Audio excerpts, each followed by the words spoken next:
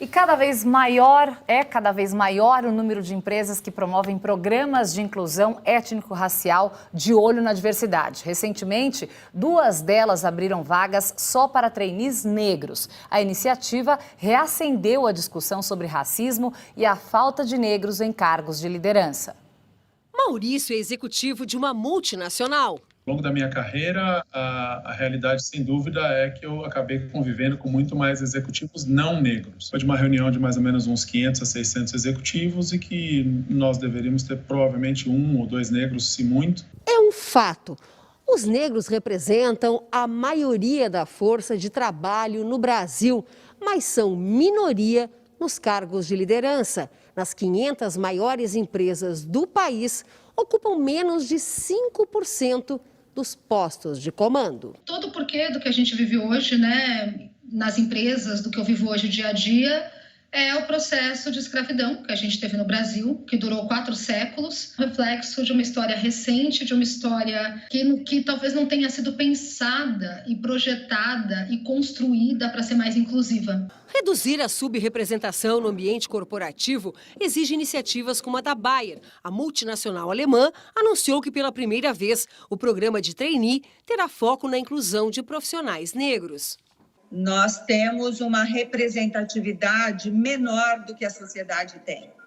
E é nesse sentido que nós estamos atuando, para trazer novas perspectivas para a nossa organização, novas experiências de vida. No Magazine Luiza, uma pesquisa interna identificou que 53% dos funcionários são negros, mas só 16% ocupam cargos de chefia.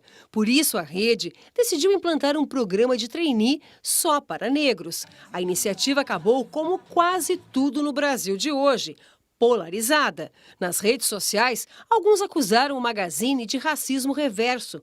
Outros saíram em defesa da rede de lojas. A juíza do trabalho, Ana Luísa Fischer Teixeira de Souza Mendonça, declarou no Twitter que o programa é inadmissível. O deputado Carlos Jorge, vice-líder do governo na Câmara, entrou com uma representação no Ministério Público de São Paulo, afirmando que a ação é excludente e discriminatória. Em nota, o Magazine Luiza diz que respeita opiniões divergentes, mas está convencido da legalidade do programa, que trará benefícios para a companhia ao torná-la mais diversa. Ela não fere a Constituição, porque é justamente a Constituição que determina que ações dessa natureza sejam implementadas todas as vezes que houver uma marginalização, uma distorção, uma exclusão de minorias. Para frente é como que a gente repara esse atraso que teve até hoje e de alguma maneira tenta corrigir ele ou tenta consertar o rumo da maneira mais rápida e mais eficiente possível. Vila, na sua opinião, por que o tema acabou sendo tão polarizado na internet? Bem, porque a internet polariza qualquer coisa, né, eu acho. E esse é um tema que muitos não querem discutir, né? Tem aquela visão idílica de que não há discriminação racial no Brasil, não há racismo assim. E algo que é falado, não é nenhuma, é uma obviedade que eu estou dizendo aqui, do tal racismo estrutural. Nós temos que lembrar que o Brasil foi, no mundo ocidental, o último país que aboliu a escravidão. O último país que aboliu a escravidão no mundo ocidental foi o Brasil. E isso deixa uma marca na história.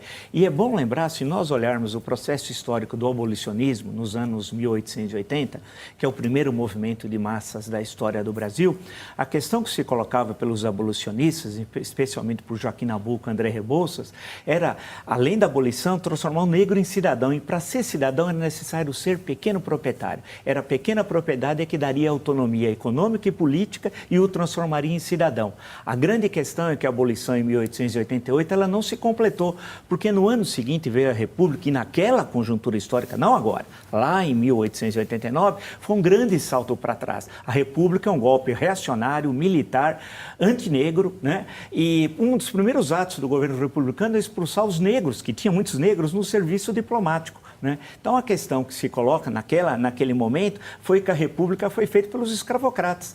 Tanto que aquelas medidas abolicionistas que se imaginava, inclusive a reestruturar a propriedade da terra, isso sequer ocorreu. E aí passa a República Velha, depois vem a Revolução de 30, até chegar aos tempos contemporâneos, essa questão ficou relegada a plano secundário. Então, tem sim de ter esse tipo de programa inclusivo, isso tem de ter um debate político, isso não é discriminação, isso é uma falácia, né? Nós somos um país que tem muitas injustiças e elas têm de ser enfrentadas. E uma delas, muito grave, uma das maiores, se não for a maior, é a questão da escravidão. E, por fim, lembrar que alguns falam assim, mas a escravidão no Brasil não foi violenta, foi muito gostosa. Como era gostoso ser escravo no Brasil? Quando você pega os dados, são assustadores, a média de vida dos escravos no Brasil. E lembrar que os castigos corporais só foram abolidos quase que às vésperas, nos anos 1880, cerca de 2 anos antes da abolição da escravidão, que foi abolido os castigos, isso depois de 2 escravos terem sido mortos em Valença, próximo do Rio de Janeiro. Então, temos de falar, colocar o dedo nessa ferida e ter políticas de inclusão. E está de parabéns o Magazine Luiza.